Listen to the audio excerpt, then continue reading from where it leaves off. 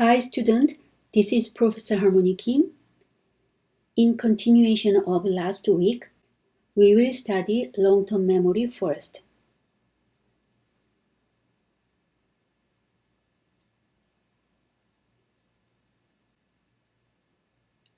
Loss of memory refers to as amnesia. Amnesia refers to forgetting that is caused by physical problems in the brain, such as by injury or disease. There are two types of amnesia. One is retrograde amnesia. The other one is anterograde amnesia. Retrograde amnesia is memory loss for the event that happened before the brain injury. This amnesia can be recoverable. In some cases, patients lose their ability to recall personal experiences from the last several years leading up to the accident. Anterograde amnesia is memory loss for event that happened after the physical injury. So anterograde amnesia cannot remember whatever happened to him after injury, but implicit memory is preserved in anterograde amnesia. Therefore, this patient with anterograde amnesia remember how to wash face, how to eat, how to sitting on the chair. This kind of implicit memory is preserved, but explicit memory, such as meeting new person, and then the very next day, the patient cannot remember who was he. The patient with anterograde amnesia meet the doctor every day, but he cannot remember doctor the very next day. So he keeps saying, hello, how do you do? What is your name? Again and again. Here is one web video, and I really want to show some of this video, but showing video in this class is cause some problem. So I will introduce the title of this web video so you can personally access YouTube and then you can watch this film. The title of this conference is The Neuroscience of Memory. Neuroscience of Memory, and this lady is Professor Eleanor McGuire. And he introduced one patient with anterograde amnesia. His name is HM. So she provides a conversation with the patient HM. And the question to patient with anterograde amnesia is, what do you do during a typical day? And HM replies, see, I don't remember anything. And the doctor asks, do you know what you did yesterday? And HM said, no, I don't. And ask again, how about this morning? And HM replied, I do not even remember that. Doctor kept asking, could you tell me what you had for lunch today? And HM replied, I don't know. Tell you truth, I am not. So one day, this HM, the patient name is HM, meet the doctor in the office. And in the doctor's office, there's a mirror. So HM can see his face. And he's surprised when he saw his face through the mirror. And he shouting, and then he say loudly, oh, this is not me. I do not look this old, because he cannot remember whatever happened after injury. So he kind of jailed himself in the past. Then the doctor told HM, don't worry about that. And he put aside the mirror. And HM turned to happy again. Why? Because even though HM saw himself through a mirror, he cannot remember himself appeared through the mirror because he has anterograde amnesia. That's why doctor said, don't worry, you will be okay. And HM really become happy again because he totally forgot himself reflected through the mirror. It's very worthwhile to watch this film, and it takes more than 1 hour. You need to allocate your time approximately more or less 1 hour. So, expertise have impressive memory ability. For example, professors, teachers, and they have enormous capacity of long-term memory. What is the key to have impressive memory to expertise? They are deliberate and intensive practice on a daily basis. Expertise is context specific. In other words, a person's expertise is often limited to one specific area. So, the expertise may have average level performance in other areas. For example, a classic guitar player is good at playing the music, but this guitar player might not be good at digging the ground as archaeologist. That's why expertise is context specific. Strong positive correlation between knowledge about one area and memory performance in that area. Expertise is helpful in remembering material because experts are likely to recognize the material that they must recall. So a very old professor, even though they are very old, they still hold enormous amount of information because they practice a daily base. Practice means they study daily base. Therefore, they can remember materials for a long time. Therefore, even though they hit new information related to his expert area, expertise easily capture the information. That's why expertise hold impressive memory ability. What about the memory related to yourself? Autobiographical memory. Autobiographical memory means your memory for events and issues related to yourself. Autobiographical memory includes verbal narrative, imagery about events, emotional reactions, procedural information. It provides vital part of your identity. Autobiographical memory shapes your personal history and your self-concept. Without autobiographical memory, how can you identify you as yourself?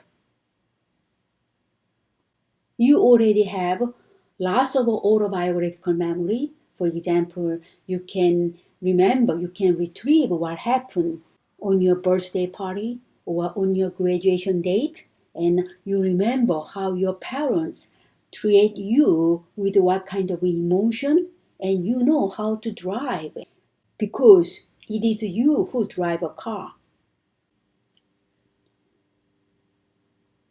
Then let's think about how much you accurately remember for autobiographical memory. Does your record match the actual event that happened? Or does it distort the event? So many events happened around you, and you have lots of autobiographical memory. But what about the accuracy to your autobiographical memory? When we study encoding and retrieving in long-term memory, the dependent variable is the number of items correctly recorded. In other words, a quantity-oriented approach to long-term memory.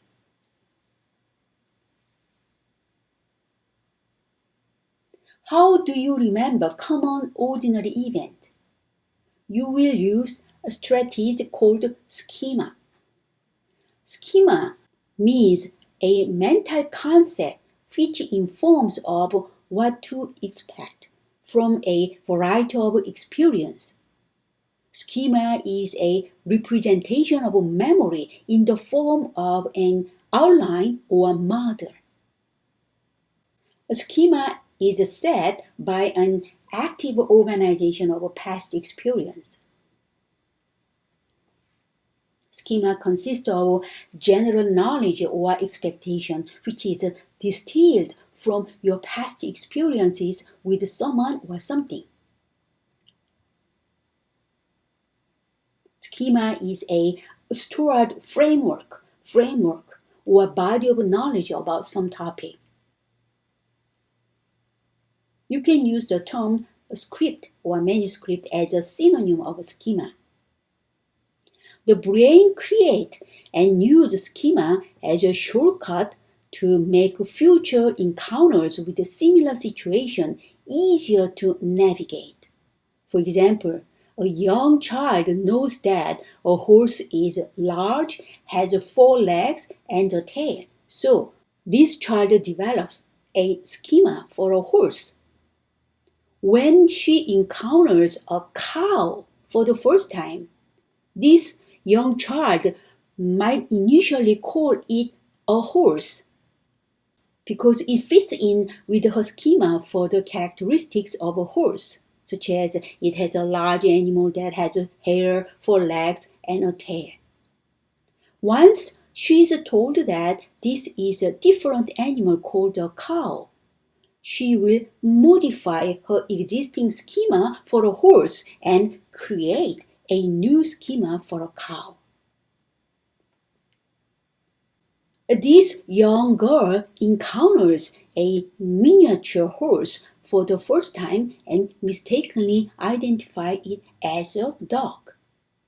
Her parents explain to her that the animal is actually a very small type of a horse, so the little girl must this time modify her existing schema for horses.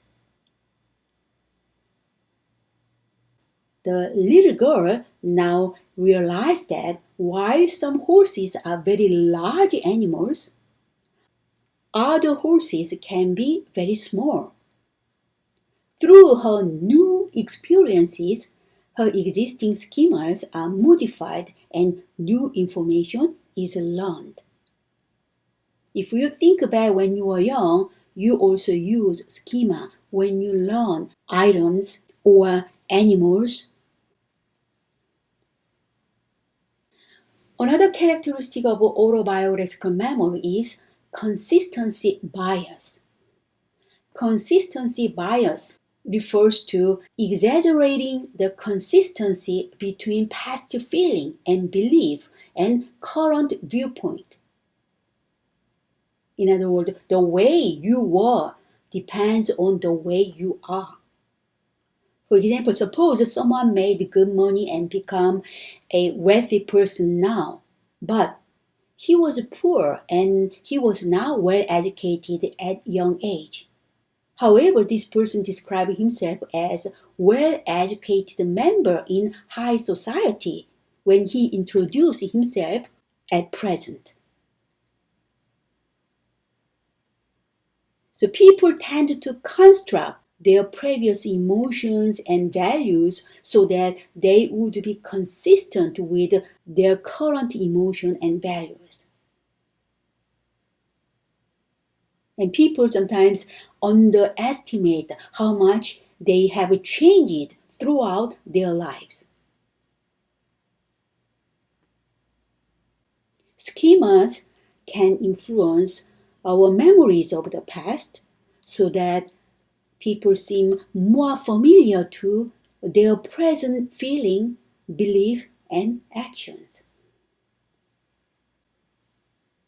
Let's examine whether our memory is consistent with the actual event for our lives.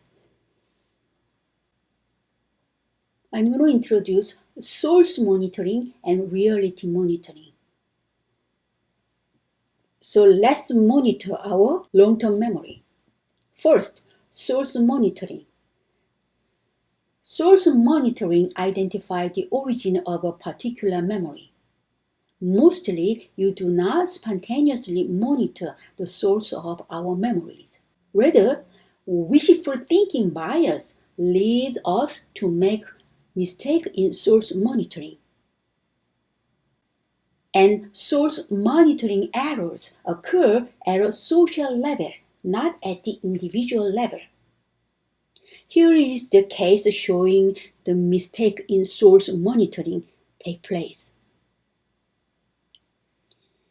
In 2003, when President George W. Bush was trying to provide justification for starting the Iraq War, in his State of the Union address in early 2003, President Bush discussed one important reason to justify invading Iraq.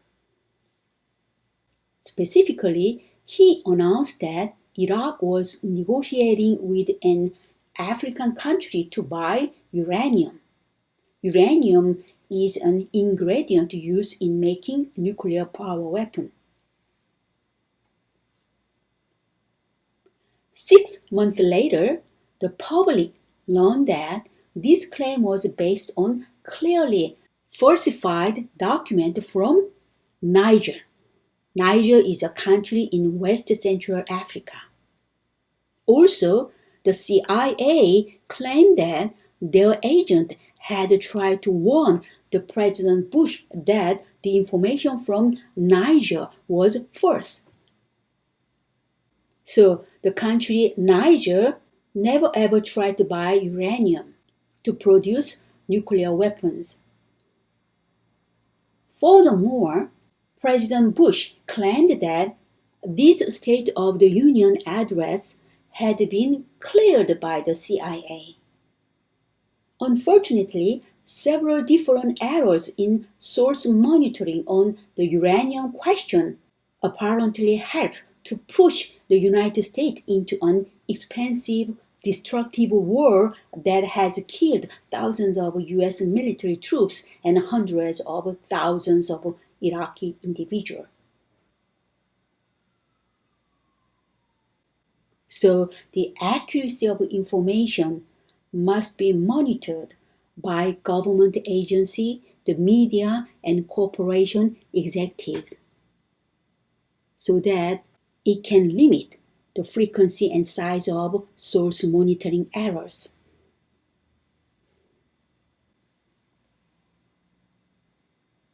What is reality monitoring? Reality monitoring examines a problem called source monitoring errors. Reality monitoring tries to identify whether an event really occurred or whether you actually imagine this event. You might think that you told your friend that an upcoming event had been cancelled.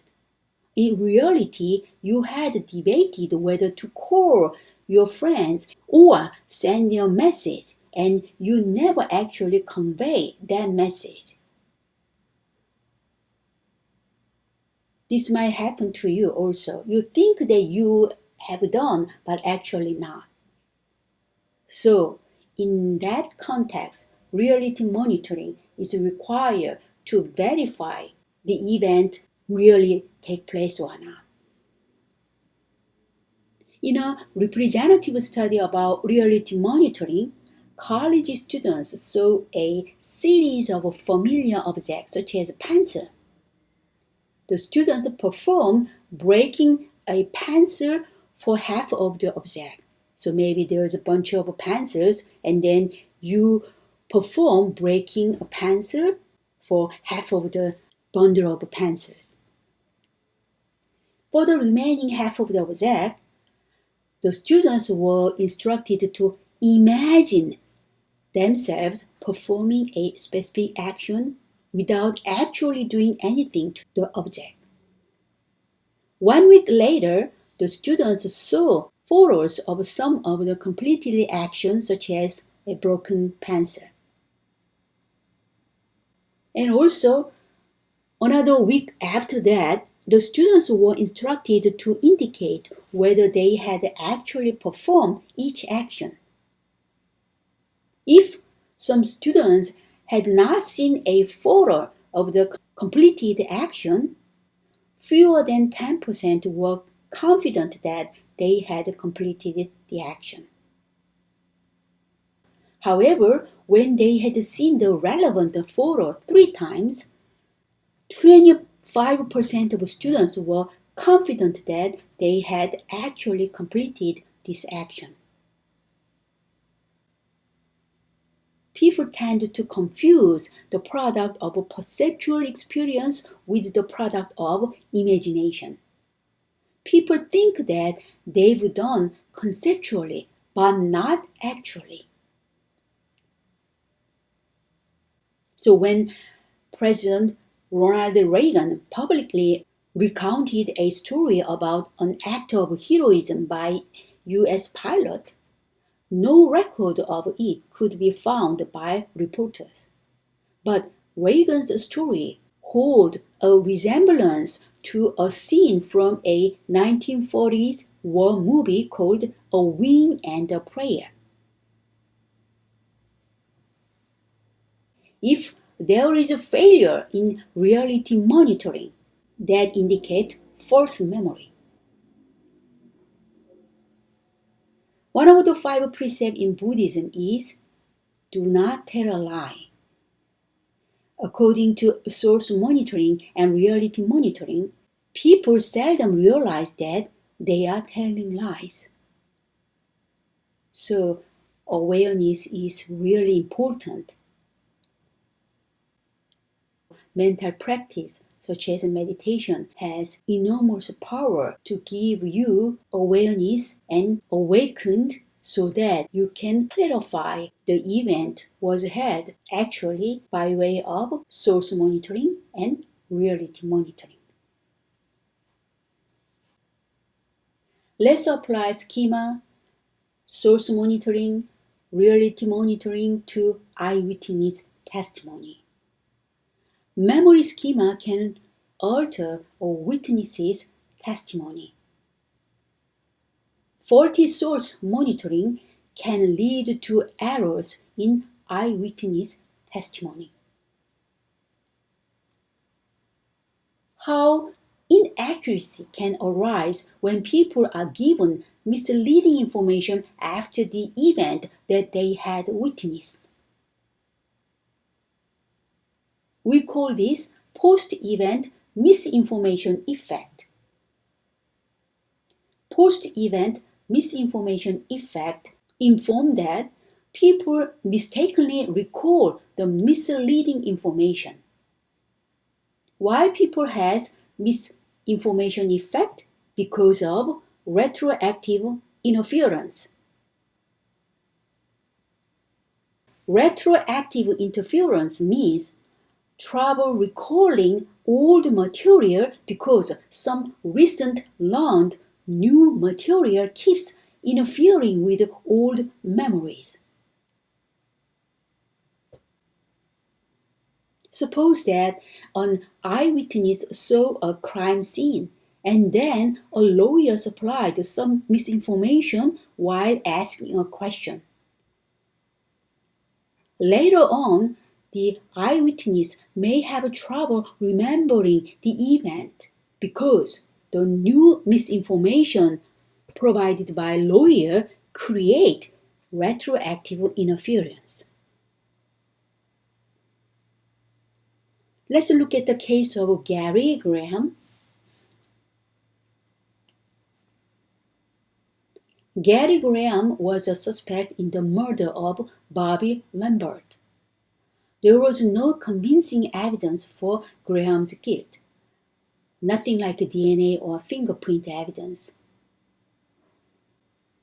When Graham came to trial, jury members were informed that Graham had a pistol similar to one that had shot Lambert.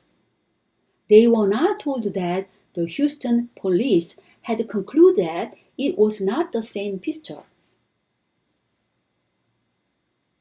Furthermore, 8 eyewitnesses had seen the killer near the store, but only one of them identified Graham as the killer.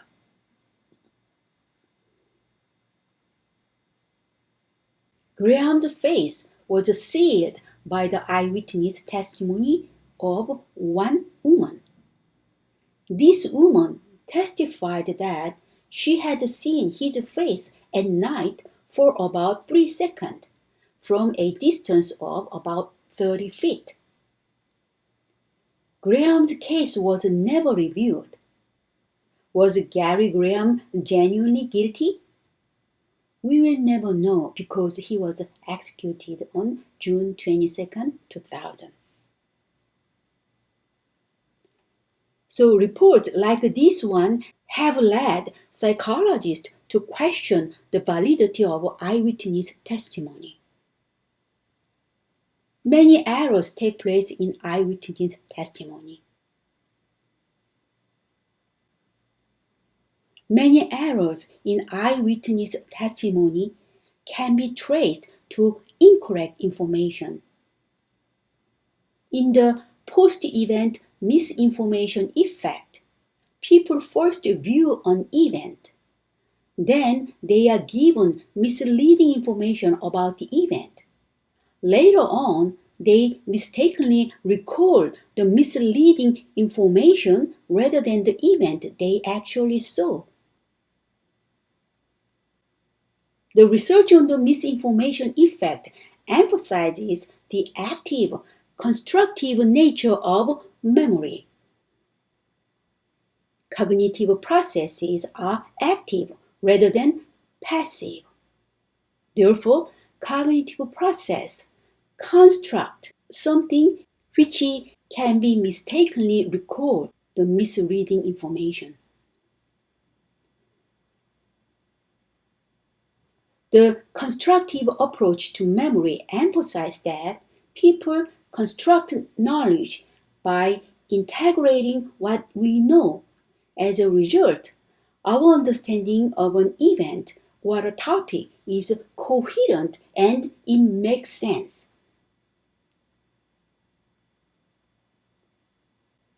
People construct a memory by blending information from a variety of sources.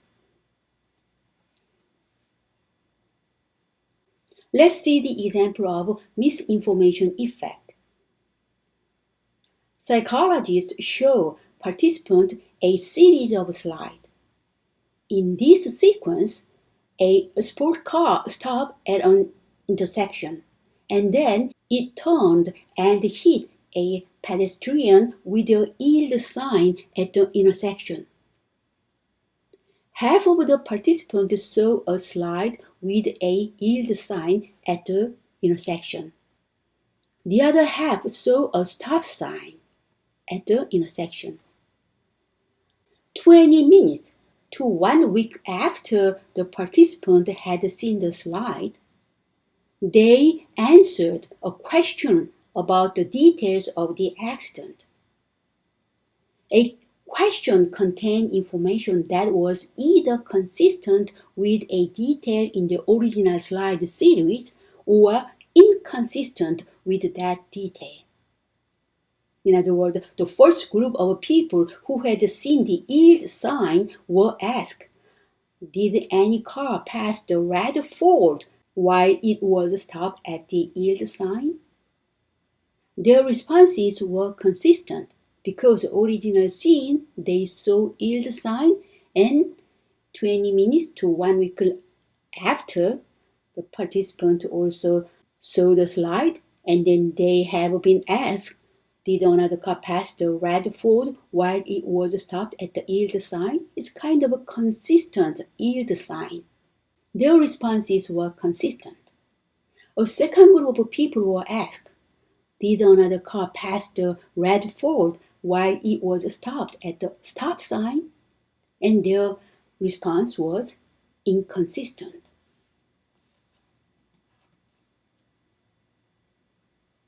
So they were asked to select which slide they had previously seen.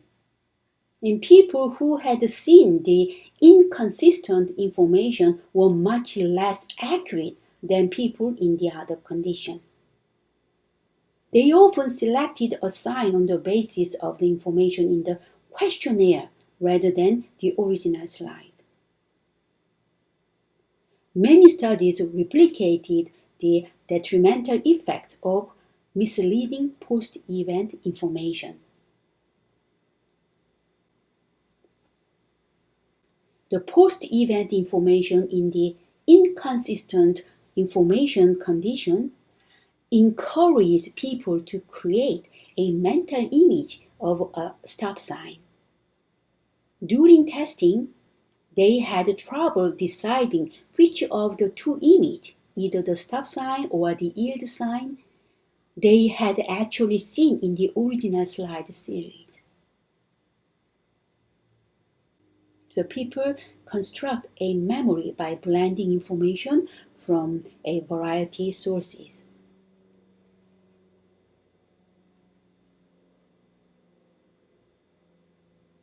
There are some factors influencing the accuracy of eyewitness testimony.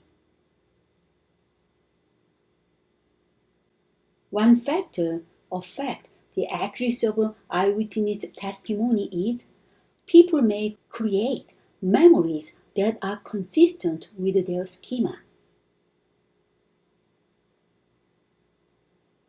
Another factor is people may make errors in source monitoring, or post-event misinformation may distort people's recall.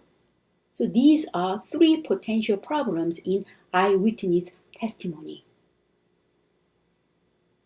Thanks to advanced technology such as CC camera, or you can even take a video record by your cellular phone, so more and more eyewitness testimony can be improved with loss of mechanical evidence.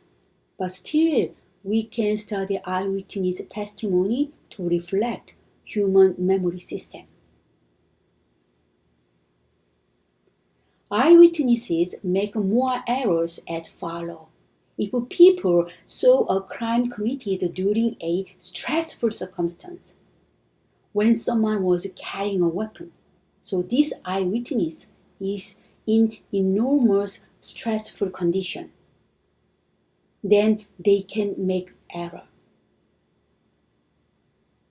When there is a long delay between the original event and the time of a testimony, usually in courthouse, some criminal case can open several months later than the original event.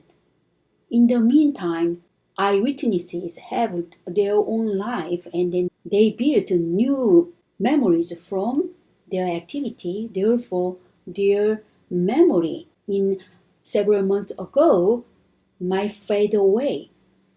So as the time passes, recall accuracy decreases.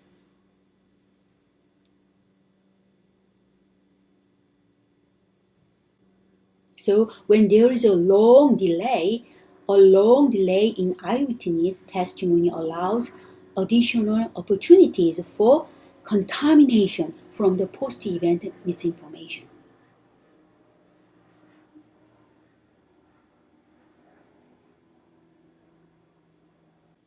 If the misinformation is plausible, such as a stop sign is just as plausible as a yield sign, then people say that an event occurred in their own life if the event seems consistent with other similar experiences. So these are the contexts in which eyewitnesses make more errors. So if people saw a crime committed during a stressful circumstances, For example, when people was carrying a weapon, about 85% of eyewitnesses were aware of it, not 100% of eyewitnesses. Also, if there is social pressure, more errors can happen. When someone pressures them to provide a specific answer. For example, if a lawyer asks, exactly when did you first see the suspect? And the eyewitness need to answer. Therefore, they can make error. However, when people are allowed to report an event in their own words, the testimony is more accurate. So the eyewitness might not be pushed, but if they can have a chance to report an event in their own word, the testimony is more accurately described rather than just simply answer to the lawyer's question.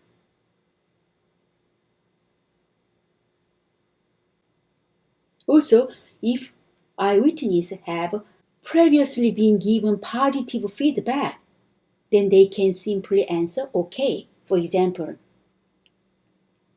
the lawyer asks, Gary Graham is a suspect in the murder because he had a pistol on his hand, right?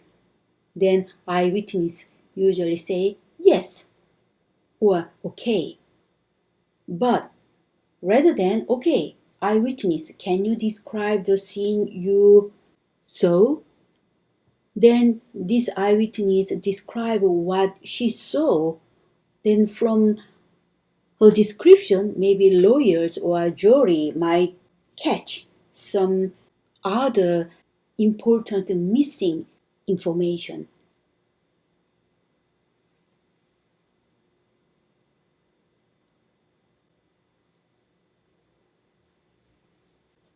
Therefore, people's confidence about their eyewitness testimony is not strongly correlated with the accuracy of their testimony.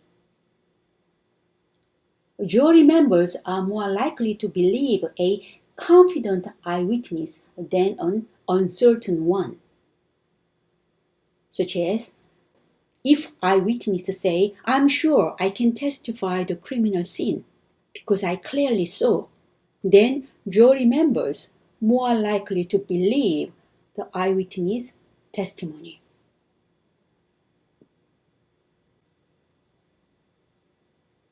However, the eyewitnesses say, I am not quite sure how accurately I can remember the criminal scene. Then jury members have a doubt on eyewitness testimony. However, the research shows that a confident eyewitness is not necessarily an accurate eyewitness. Because no evidence shows that long-term memory is permanent and forgetting is just a problem of retrieval.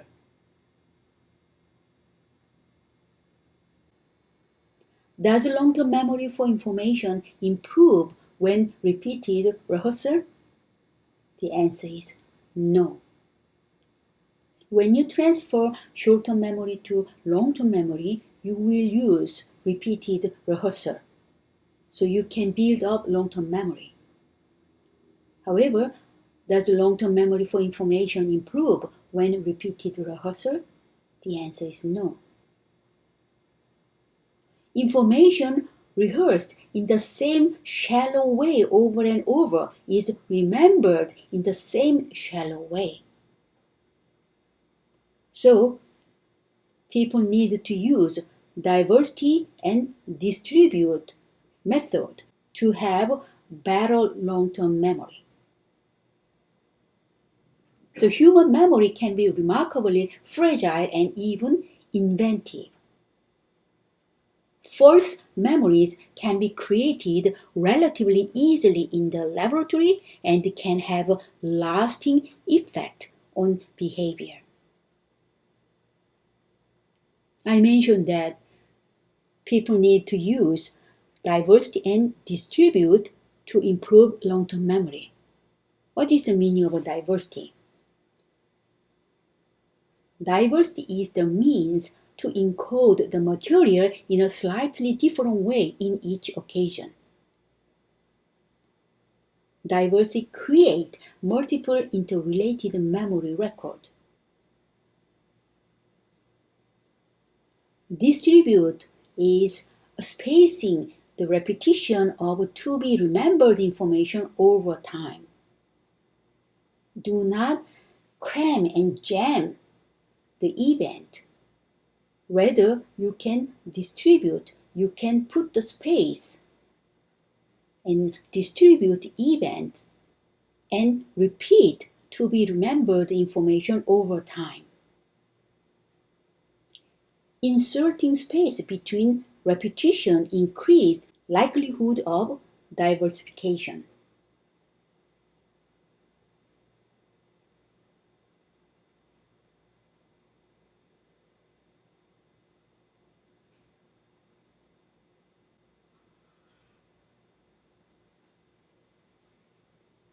Mnemonic using imagery. Mnemonic means mental strategies designed to improve long-term memory. Some mnemonic emphasize mental imagery. We mentally represent objects, action, or ideas that are not physically present. Your mind can imagine something. This imagery can enhance people's memory. There are several kinds of imagery: auditory imagery, olfactory imagery, but visual imagery can be a powerful strategy for enhancing memory.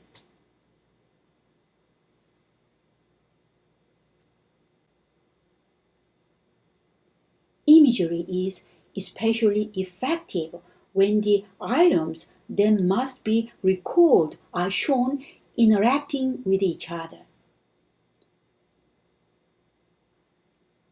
Therefore, interacting visual image is especially helpful if the image is bizarre, because visualization mnemonics are motivating and interesting.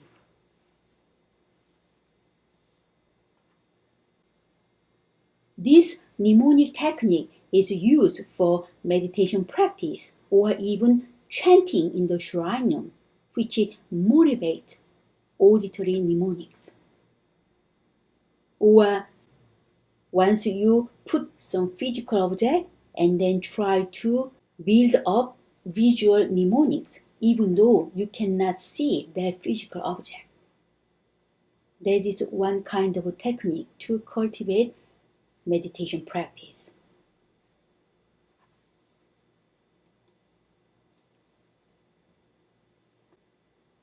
So, deep processing is required to improve long-term memory.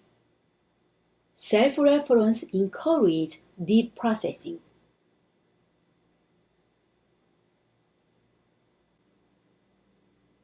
People are more likely to recall words that apply to themselves compared to the words that do not apply to themselves.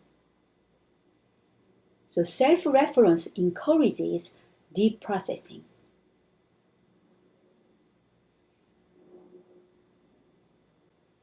Three basic codes for encoding process. We can use visual characteristic, auditory characteristic, and semantic characteristic. And one more category to deepen the level of processing is self-reference instruction. In addition to these three characteristics, the first category, self-reference instruction, better recall than all the other three tasks, such as visual, auditory, and semantic characteristics. Self-reference instruction more likely to recall a word that does apply to themselves. I mentioned that people are more likely to recall words that apply to themselves compared to words that do not apply. Once you engage yourself to certain event, you do have a better memory and you want to hold and keep that information in your long-term memory. So engaging yourself, imagine yourself using the object, that enhance long-term memory. So wide variety of situations can enhance memory. Self-reference effect is effective strategy for remembering. But the effectiveness of any encoding manipulation will depend on what kind of information or what cues, CUES, are required for connecting to be remembered input and other information in memory.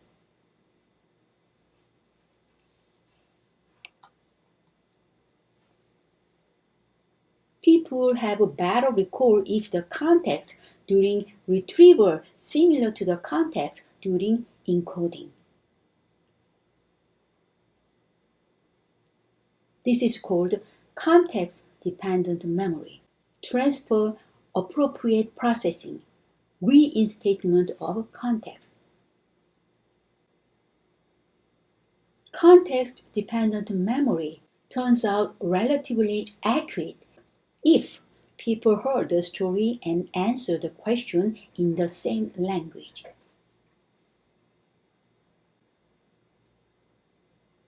Another example of a context-dependent memory is maybe you live in a two-story house and you are in the top floor of your house and you suddenly think that you want to go to the first floor to do something in your home.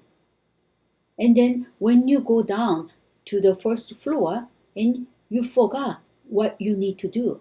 So you return to the second floor and then you immediately, okay, I was trying to do this on the first floor.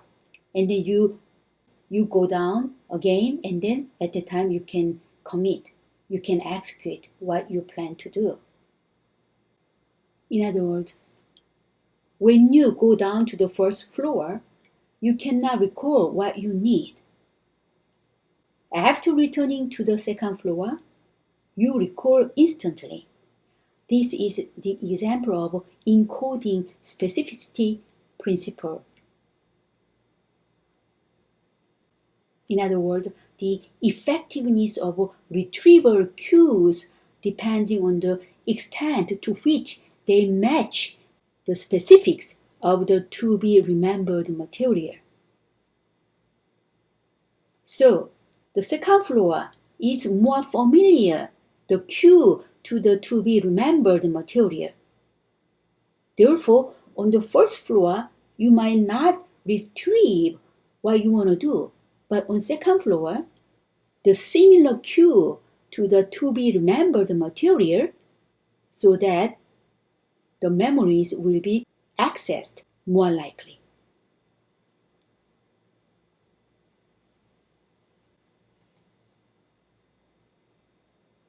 Encoding specificity is strong in real life, long delay situation. For example, when smelling a particular incense called pine tree, instantly you can transport yourself back to the scene of Buddhist temple.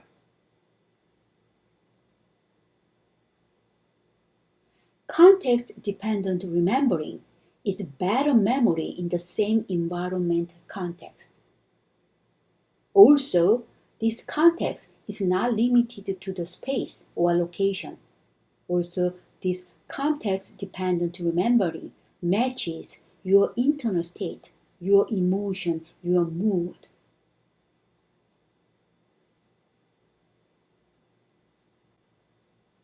So when you see nice cocktail juice, then maybe your mood already in Hawaii.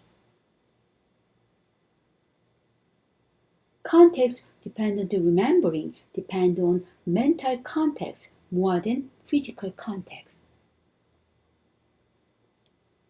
So, encoding specificity principle may depend on how similar the two environments feel rather than how similar they look.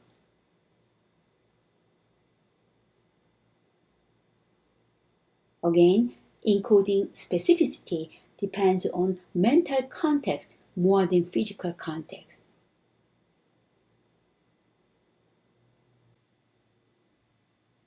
So let's apply what you learn from memory to Buddhist meditation. I'm going to introduce element meditation. You might be familiar with samatha meditation. In pursuing for the serenity of the mind, tranquility of the mind, induce the practitioners to contemplate certain meditation objects. For example, mindfulness of breathing is one example. In addition to mindfulness of breathing meditation, there's another meditation technique called Ten Kazina, element meditation. This element meditation or Kazina meditation is another example of samatha meditation. In Majjhima Nikaya, 10 kazinas are described as meditation objects to reach the perfection of direct knowledge. In Samgiti Sutta of Digha Nikaya, 10 kazinas are enumerated in earth, water, fire, wind, blue, yellow, red, white, space, and consciousness. And they are regarded as the object for the attainment of jhana, absorption, or advanced mental state. In Anguttara Nikaya, 10 kajina is described as the ultimate goal to attain, and the twin miracle illustrate manifestation of the jhana, this advanced mental state, by means of concentration of the fire and water kazinas. What is twin miracle?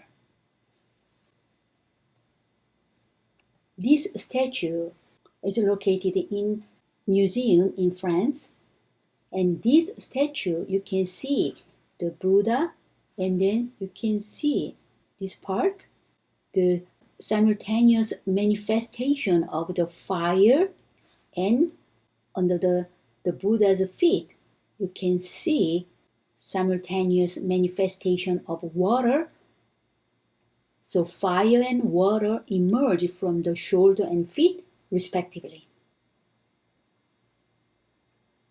The fire can be seen to emerge from the Buddha's shoulders, whereas water flows from his lower body. The background of twin miracle is the Buddha's disciples were indulged with committing supernormal power. So they can jump on the tree, and then they can fly in the air, and they enjoy themselves with supernormal power. But Buddha clearly stated that do not engage in supernormal power even though you equipped with that capacity. But disciples ignore Buddha's advice because they so enjoy committing supernormal power. The Buddha will not teach them in different way. So the Buddha transformed his body completely into fire and water.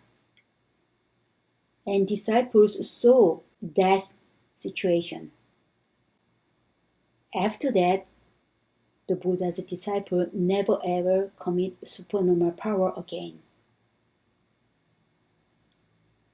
In other words, human body is composed of 4 great elements. Fire and water are the element among 4 great elements. So 10 kajina include 4 great elements, and these 4 great elements, such as fire, water, They act as a concentration object. How this Tenkajina element meditation can transform mentality to jhana absorption.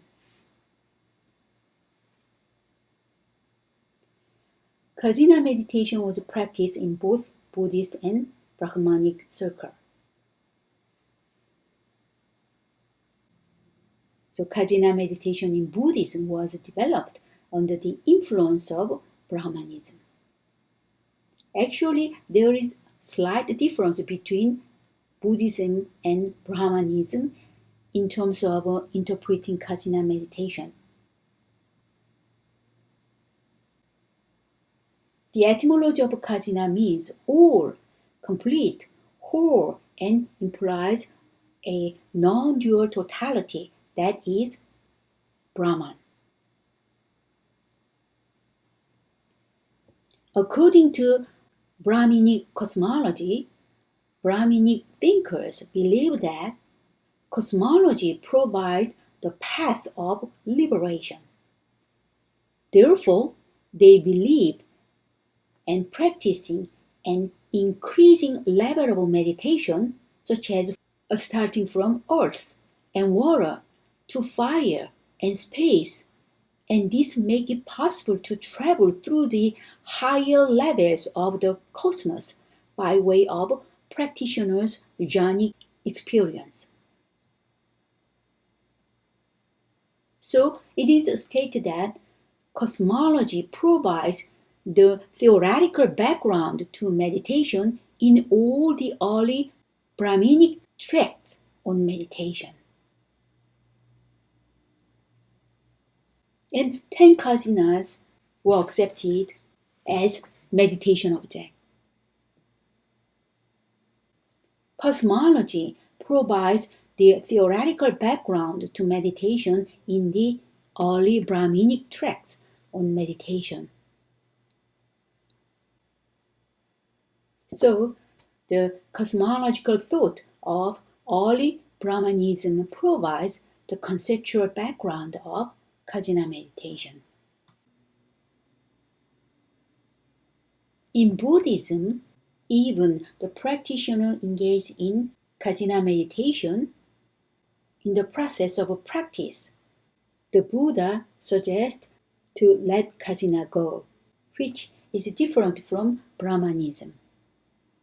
Brahmanism keep holding this element, but Buddhism just use this Kajina meditation as the means, method, skillful means to transform mental state to advanced level.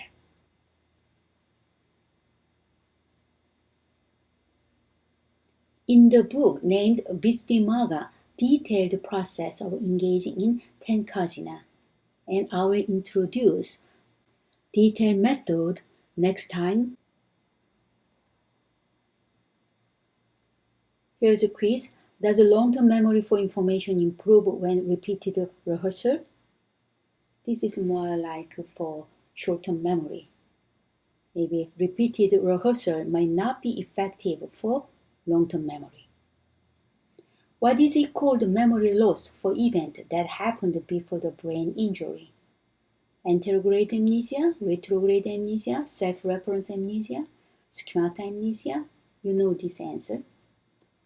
If there is a social pressure, eyewitness make more error. Is it true or false? So you can answer either true or false.